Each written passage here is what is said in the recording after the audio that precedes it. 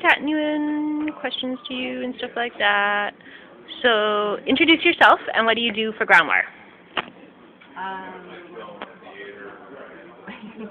Okay, can I say I'm from Stage One? Yes, of course, you can say whatever you like.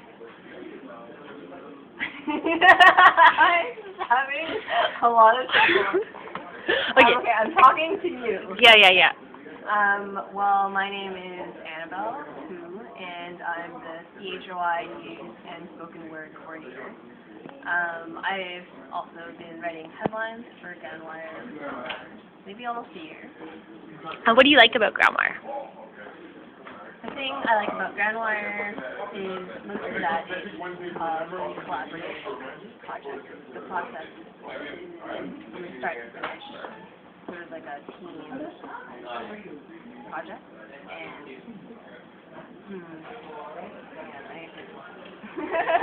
Well, how do traditional newsrooms work? How is that different to be collaborative? What does it mean to be collaborative? Well, I guess as opposed to traditional newsrooms, it's non-hierarchical. So instead of having a whole bunch of researchers doing sort of the grunt work, fact checking, etc., while a whole bunch of other people on a different layer will do the actual writing, and then someone else will end up voicing it, and someone else will end up sort of taking credit. It works as a team working horizontally. So volunteers who are involved in helping to produce each segment, each edition, gets to put into play some skills that they've learned maybe at the community radio station, or that they've taught themselves, or maybe they have gone to journalism school or whatever. Again, it's another strength. Like, it's a really diverse team. A lot of people come from a lot of different places, and so it's an opportunity to skill share among people.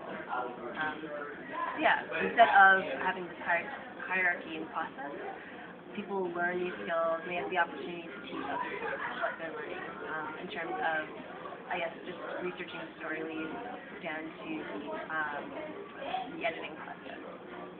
All the different steps, basically. If you want to learn how to produce a radio piece, basically you can get involved in Groundwire and work on it with a bunch of other people who also share that interest. What's one of the problems you have as a news director in producing timely news? I guess the big thing is resources. So we only have at our radio station one off-air production studio. So that means if you want to record something in a quiet setting and use editing software that isn't necessarily just the open source one, you have to use that computer in that. And the problem is we have an advertising department that also needs to produce extremely timely productions, and they also meet clients. So dealing with one studio amongst a variety of departments, there's also the music department. Makes it really hard to produce things longer than maybe a 10-minute phone interview. So we right now at CHY, news and spoken word volunteers can book the studio for maybe half an hour, but that's it. So it's frustrating because let's say you're editing something that is half an hour. It doesn't take half an hour to edit. It takes many hours. So either you have to come in after hours, after the office is closed, and you have less help from staff, or you have to come in on the weekend. And again, it's not really the same. You cannot support it. So resources, studio. We have portable recorders, but in terms of finding a quiet space to record, especially for like a news broadcast, there isn't really much. I'm not really sure where you can go on campus that's actually quiet. It's difficult. A lot of things get done live, and unfortunately you have less time to prepare when it's live. So, how would this proposal make it easier to collaborate and do more collaborative work? The proposal for a real-time editor, audio editor, would help a lot because would help a lot, especially for groundwater and community radio, because what we do is usually collaborative across the country. So across places where obviously people can't all meet in one place. A lot of the stuff we do is over the internet and telephone at the same time, but having a real-time editor allows people to talk on the phone, but you can also, instead of saying, okay, so I'm going to do these edits, and then I'm going to save it, export the file, send it via some file sender, which, sometimes some of them don't really work. And then, you can do this. It just takes a lot of time. So you have to wait for basically each individual to do their edits, or revisions, etc., before the next person can do it.